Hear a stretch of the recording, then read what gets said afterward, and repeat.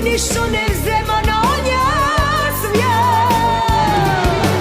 Смртен е уви човекот, но зашто забравја всеки, че е само гост на таз добра земја. Прах во пепел и забрава, свршва всјака земна слава, никој ништо не